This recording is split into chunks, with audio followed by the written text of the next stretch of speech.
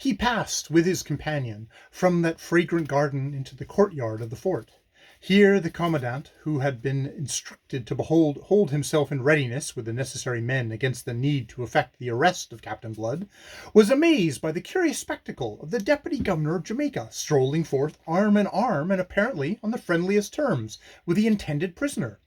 For as they went, Blood was chatting and laughing briskly. They passed out of the gates unchallenged, and so came to the mole where the cockboat from the Arabella was waiting. They took their places side by side in the stern sheets, and were pulled away together, always very close and friendly, to the great red ship where Jeremy Pitt so anxiously awaited news. You conceive the master's amazement to see the deputy governor come toiling up the entrance ladder, with Blood following very closely behind him. "Sure, I walked into a trap, as you feared, Jeremy," Blood hailed him, "but I walked out again, and fetched the trapper with me. He loves his life, does this fat rascal." Colonel Bishop stood in the waist, his great face blenched to the colour of clay, his mouth loose, almost afraid to look at the sturdy ruffian, who lounged about the shot rack on the main hatch. Blood shouted an order to the boatswain, who was leaning against the forecastle bulkhead. "Throw me a rope with a running noose over the yard arm there, against the need of it. Now, don't be alarming yourself, Colonel, darling. It's no more than a provision against your being unreasonable, which I am sure you'll not be. We'll talk the matter over whiles we are dining, and for I trust you'll not refuse the honour of my table by your company." He led away the will-less, cowed bully to the great cabin. Benjamin, the negro steward, in white drawers and cotton shirt, made haste by his command to serve dinner. Colonel Bishop collapsed on the locker under the stern ports and spoke now for the first time. "May I ask what are your intentions?" he quavered. "Why, nothing sinister, Colonel. Although you deserve nothing less than the same rope and yardarm, I assure you that is to be employed only as a last resort. You said his lordship made a mistake when he handed me the commission which the Secretary of State did me the honour to design for me. I'm disposed to agree with you, so I'll take to the sea again. Cras ingens iberis aquor. It's the fine Latin scholar you'll be when I'm done with ye. I'll be getting back to Tortuga and my buccaneers, who are at least honest, decent fellows. So I fetched ye aboard as a hostage." "My God," groaned the deputy governor, Ye never mean you'll carry me to Tortuga?" Blood laughed outright. "Oh, I'd never serve you such a bad turn as that. No, all I want is that you'll ensure my safe departure from Port Royal, and, if you're reasonable, I'll not even trouble you to swim for it this time. You've given certain orders to your harbour master, and others to the commandant of your plaguey fort. You'll be so good as to send for them both aboard here, and inform them in my presence that the Arabella is leaving this afternoon on the King's service, and is to pass out unmolested. And so as to make quite sure of their obedience, they shall go a little voyage with us themselves. Here's what you require. Now write, unless you prefer the yardarm." Colonel Bishop heaved himself up in a pet. "You constrain me with violence," he was beginning. Blood smoothly interrupted him. "Sure now, I am not constraining you at all. I'm giving you a perfectly free choice between the pen and the rope. It's a matter for yourself entirely." Bishop glared at him, then shrugging heavily, he took up the pen and sat down at the table. In an unsteady hand he wrote that summons to his officers. Blood dispatched it ashore, and then bade his unwilling guest to table.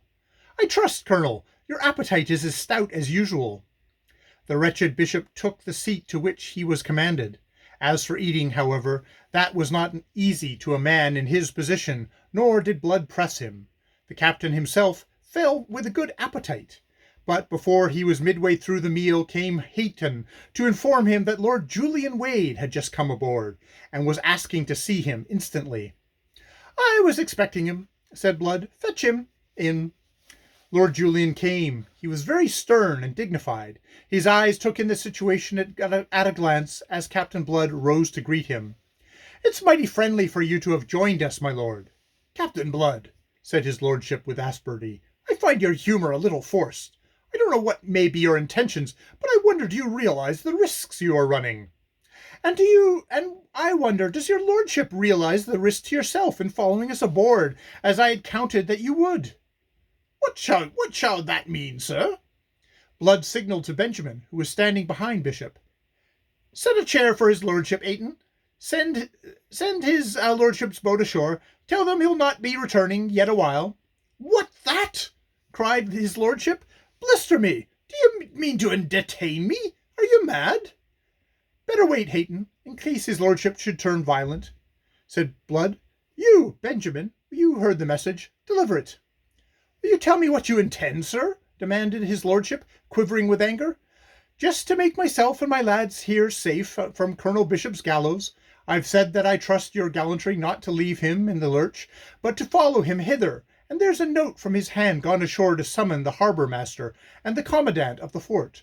Once they are aboard, I shall have all the hostages I need for our safety.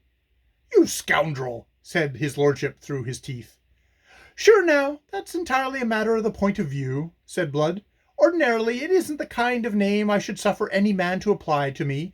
Still, considering that you willingly did me a service once, and that you're likely unwilling to do me another now, I'll overlook your discourtesy. So I will.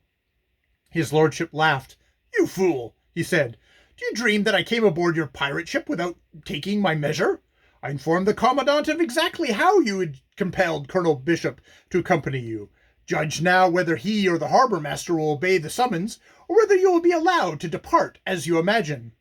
Blood's face became grave. I'm sorry for that, he said.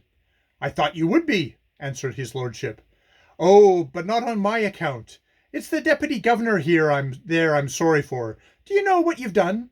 Surely now, you've very likely hanged him. My God! Cried Bishop in a sudden increase of panic. If they so much as put a shot across my bows, up goes their deputy governor to the yardarm. Your only hope, Colonel, lies in the fact that I shall send them word of that intention, and so that you may mend as far as you can the harm you've done, it's yourself shall bear them the message, my lord. I'll see you damned before I do, fumed his lordship. Why, that's unreasonable and unreasoning. But if you insist, why, another message will do as well, and another hostage aboard, as I had originally intended, will make my hand the stronger. Lord Julian stared at him, realizing exactly what he had refused.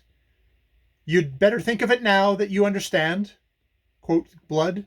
Aye, in God's name, go, my lord, spluttered Bishop, and make yourself obeyed. This damned pirate has me by the throat. His lordship surveyed him with an eye that was not by any means admiring. Why, if that is your wish, he began, then he shrugged and turned again to Blood. I suppose I can trust that no harm will come to Colonel Bishop if you are allowed to sail. You have my word for it, said Blood, and also that I shall put him safely ashore again without delay. Lord Julian bowed stiffly to the cowering deputy governor. You understand, sir, that I do as you desire, he said coldly. Aye, man, aye, Bishop assented hastily. Very well. Lord Julian bowed again and took his departure. Blood escorted him to the entrance ladder, at the foot of which still swung the Arabella's own cockboat. It's good-bye, my lord, said Blood, and there's another thing. He proffered a parchment that he had drawn from his pocket. It's the commission. Bishop was right when he said it was a mistake. Lord Julian considered him, and considering him, his expression softened. I am sorry, he said sincerely. In other circumstances, began Blood. Oh, but there, you'll understand. The boat's waiting. Yet, with his foot on the first rung of the ladder, Lord Julian hesitated. I still do not perceive, blister me if I do, why you should not have found someone else to carry your message to the commandant, and kept me aboard as an added hostage for his obedience to your wishes. Blood's vivid eyes looked at the others that were clear and honest, and he smiled, a little wistfully. A moment he seemed to hesitate.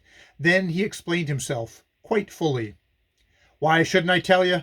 It's the same reason that's been urging me to pick a quarrel with you, so that I might have the satisfaction of slipping a couple of feet of steel into your vitals.